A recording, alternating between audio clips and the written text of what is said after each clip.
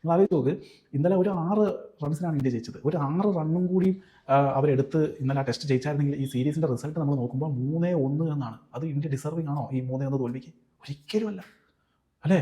നമ്മൾ കാണുമ്പോൾ 3-1, അപ്പോൾ ഇംഗ്ലണ്ട് തകർത്ത് കളഞ്ഞു ഇന്ത്യനല്ലേ എന്നല്ലേ വിചാരിക്കുക. പക്ഷേ ഇന്ത്യ ഓരോ ടെസ്റ്റും പോരാടി അല്ലേ. ആദ്യ ടെസ്റ്റ് നിങ്ങൾ ആലോചിച്ചത്, ആദ്യം ഇന്നിങ്സ് ലീഡ് നേടിയതാണ് ഇന്ത്യ. ചെറിയ ലീഡാണെങ്കിൽ പോലും വേണമെങ്കിൽ ജയിക്കാനും ഇതേപോലെ ലക്ഷ്യം വെച്ചതാണ്. പക്ഷേ രണ്ടാം ഇന്നിങ്സിൽ ബോളിംഗ് ചെറുതായിട്ട് പാളി. ഇന്നലെ കംബാക്ക് ചെയ്ത പോലെ അവസാന ദിവസം കംബാക്ക് ചെയ്യാൻ പറ്റിയില്ല.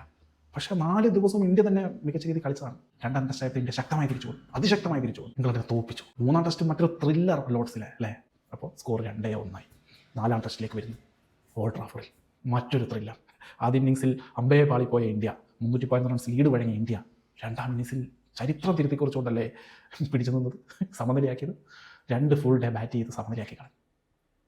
മറക്കാൻ പറ്റുമോ സുഹൃത്തുക്കളെ? 2-1. അപ്പോൾ ഈ അവസാന ടെസ്റ്റ് വന്നപ്പോൾ മറ്റൊരു ത്രില്ലർ എന്ന് പറഞ്ഞാൽ ഇതിനെ വെല്ലാൻ ആ T20 വേൾഡ് കപ്പ് ഫൈനലേ ഉള്ളൂ ഈ അടുത്ത കാലത്ത് അല്ലേ. ഒരു ടെസ്റ്റ് മാച്ച് ഇത്രയും ത്രില്ലിങ്ങോട് കൂടി കണ്ട കാലം നമ്മൾ മറന്നുപോയി. കണ്ടിട്ടുണ്ട്, ബട്ട് അടുത്ത കാലത്തൊന്നും കണ്ടിട്ടില്ല. അപ്പോൾ ഇന്നലെ ഇന്ത്യ തോറ്റായിരുന്നെങ്കിൽ 3-1 ആയതിന് ഇത്രയും പോരാടിയ ഇന്ത്യ 3-1 തോക്കാൻ പാടും. ടോട്ടൽ സെഷൻ എടുത്ത് നോക്കുവാണെങ്കിൽ 33 സെഷൻ ഇന്ത്യയാണ് ജയിച്ചിരിക്കുന്നത്.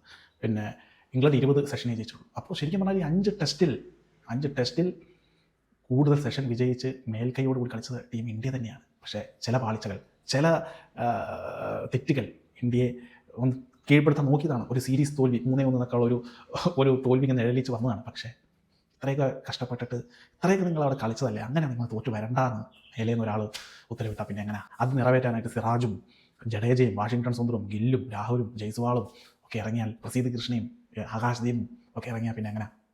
അങ്ങനെയാണ് സുഹൃത്തുക്കളെ നമ്മുടെ ടീം ഇന്നലെ 2-2 എന്ന് പറഞ്ഞു കഴിഞ്ഞാൽ ഇന്ത്യ ജയിച്ചാണ് 2-2 ആക്കിയിരിക്കുന്നത്.